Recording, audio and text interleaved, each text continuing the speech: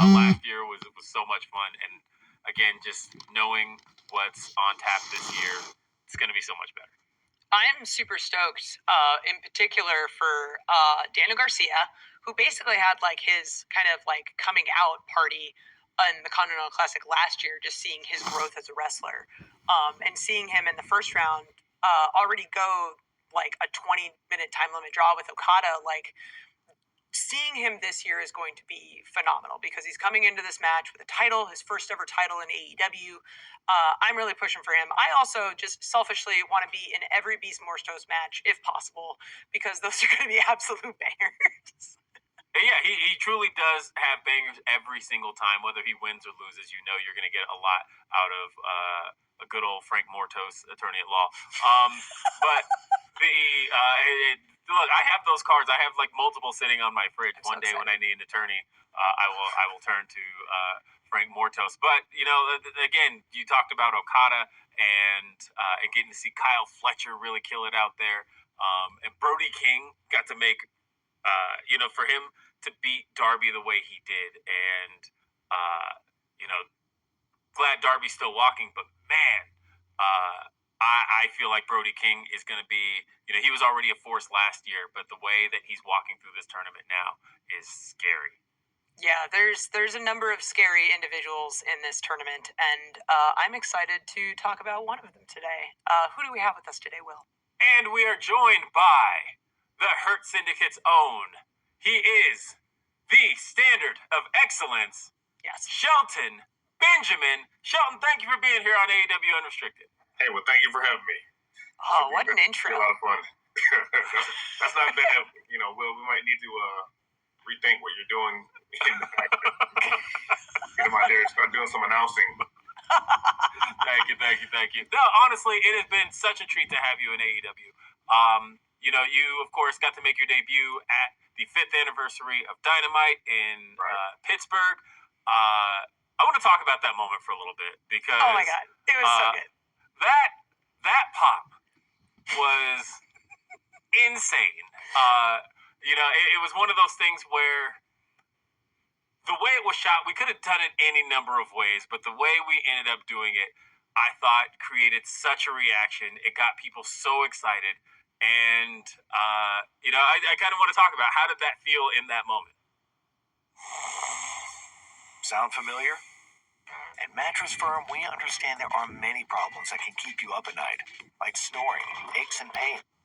That feel in that moment?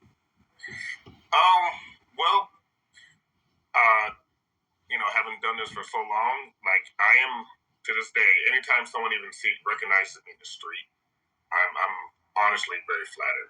So to have that reaction, especially for the AEW crowd, being a quote unquote former WWE guy, like I was humbled, I was overjoyed. I was actually kind of worried about how the reaction would be, but like I said, the fans, they've stuck by me through thick and thin all these years, and it was very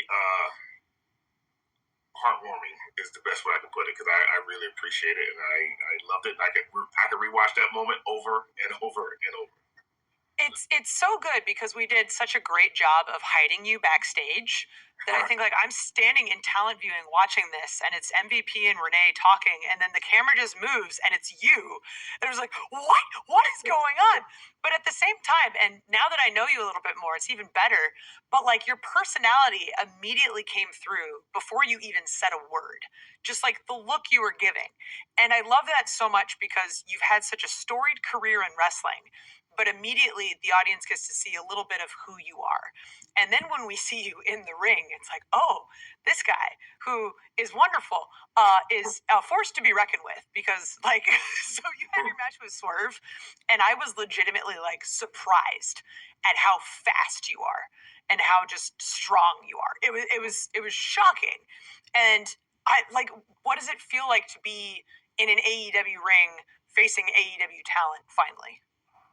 Well, I mean, it was a long time coming. We've almost made it happen, a few times over the past year. But to finally actually be there and to be performing in front of a live crowd, on television. Like all of those things culminated into just for me a great night.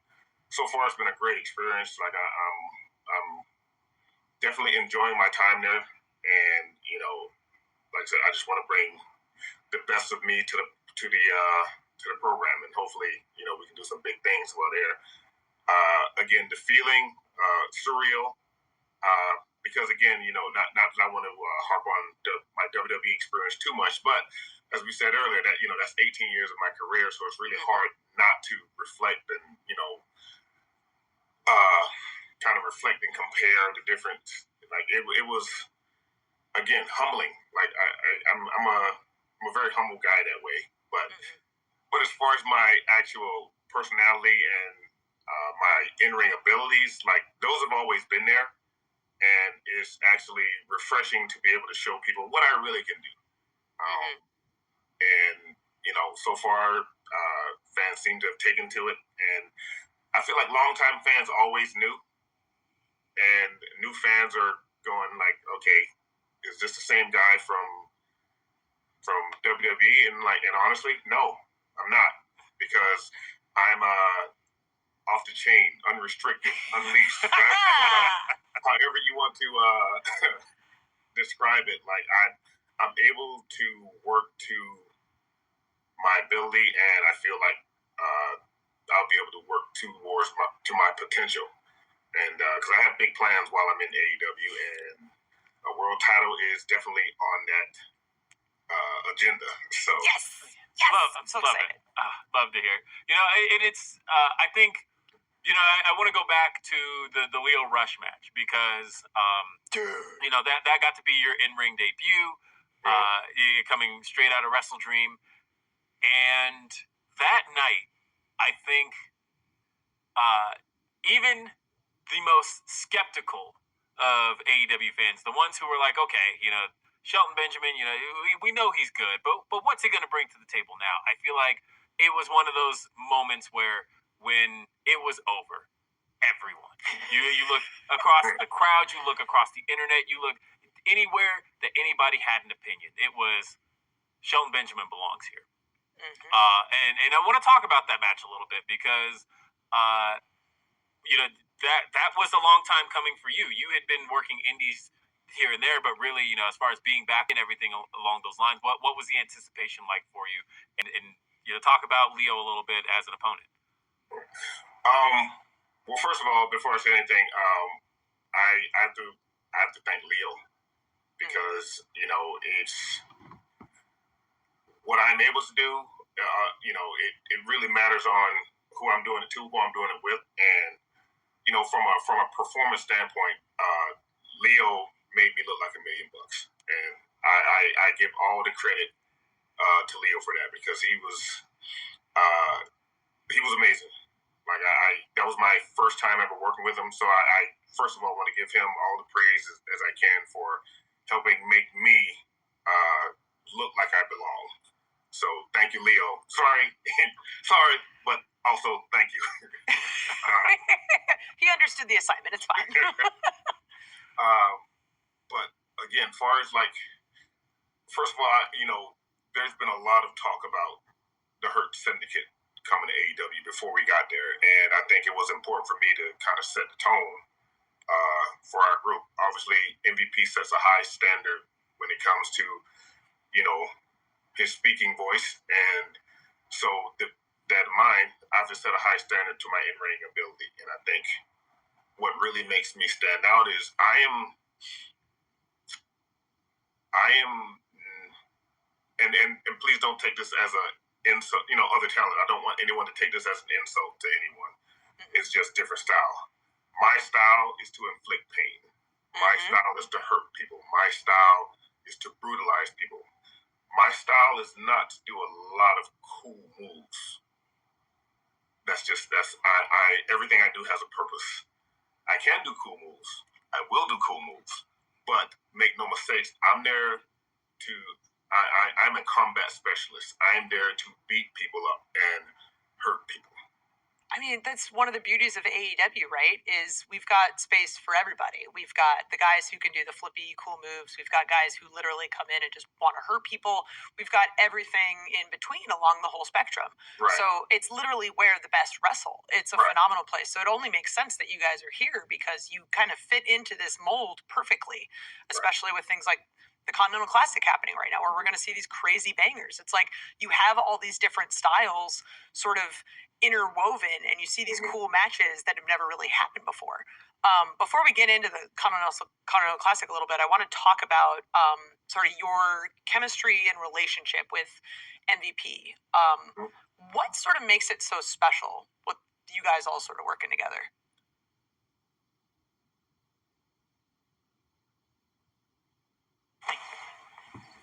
You've got the magic touch. You guys all sort of working together. Well, first and foremost, we are true life friends. He lives 5 minutes from me. And Yes, I love that. We train together, and it's been that way for we're in double digits. Like I moved to Texas back in 07, and I think around that same time, maybe 08, he moved to Texas too, and we always lived right down the street from each other. So we always hanging out, always talking, and obviously we've had success together both in WWE and in New Japan. Mm-hmm. So we have a very long history. We have a very long friendship, and I think one of the great things about MVP is one, he's a guy who speaks his mind. You really don't have to wonder where you stand with him. He's not going to hold his tongue for anyone. And I've said this before, like he speaks his mind even to his own detriment. But he's very passionate about his convictions, and he doesn't bend for anyone. And as a friend, like that's actually something I admire about him, because there are times when when we have a difference of opinion. I'm okay with I'll just go along with it, or I'll just But him, no. Like he's not going to budge if he doesn't believe it. He's not going to budge an inch if what he's saying is doesn't line up with what your thoughts are and opinions. Mm-hmm. And I admire that. Again, like sometimes he can be abrasive even to me, and sometimes I even see it. But I prefer friends that will always be honest with me, always let me know where they stand. So there's no confusion as to the nature of my relationship. He's, and as far as our on-screen chemistry, well, he's, I got the physical stuff down, he's got the talking stuff down, and put us together, and we're an unbeatable team. Now you throw Lashley in there, and we hurt people. That's what we do. It's fascinating though, because I was having a conversation with MVP a couple weeks ago, and he was telling me about his favorite match of his career, and I'm curious if it lines up with what if yours lines up with what he says, because he talks about how it was a match with the two of you, and it was I know exactly what you're talking about. I'm cutting you off because I know exactly what you're talking about. It was for the U.S. title. I was a champ. I don't remember the city, though. He always remembers the city, but I do remember the circumstance. We were in semi-main, and the main event was actually going to be the Great Khali versus Edge. And at the time, Edge was actually a bit injured, so he did, we were asked to kind of go long, so we give the people what they want. And while we're having this match, we'd had it a few times, but Ricky Steamboat was the agent, and at the time they just started wiring the refs. Mm-hmm. So Ricky Steamboat was calling in plays like a coach, calling in spots throughout the match. And what was already what we was a really good match. Like it went from it was like a 10-star match, and it's definitely one of the best matches of my career. One of the most fun, and what made it so amazing was again because Ricky Steamboat was calling audibles to the ref would tell us, and then we would implement the stuff he was saying, and it was a great learning experience. So much fun. Yeah, it's one of my proudest matches. Will, is that the match? I mean, yeah, that's exactly the story that that MVP told me. So I love the fact that you guys are on the same page as far as that Oh being. yeah. You know, so talking about the fact that you guys have this on-screen chemistry, you have this real-life chemistry, but even as dance partners, you guys obviously have that chemistry there too. Oh yeah. We went outside each other's heads quite a few times, and I say it's like when guys go off to wars. If you go off and fight a war with someone and you both survive, you're the same platoon. Like that's a brother. You form a brotherhood, and Mm-hmm. it's thicker than blood. And it's like I said, you gain so much respect for each other. And like I said, at this point, like he's one of my best friends. It's like he's like a brother. He's like a brother to me now. Sometimes a big brother, sometimes an annoying brother, sometimes a bully of a brother, but always a brother. I love it so much. We got to take a quick break, but we've got more coming up with Shelton Benjamin here on AEW Unrestricted. Bob's Discount Furniture is kicking off the holiday season by unboxing top-rated pieces for every room and must-have gifts for your whole list at incredible values every week. So stop into your nearest store, shop online at mybobs.com, and check back every week to save big. Oh, my Bob. Unrestricted. On the street.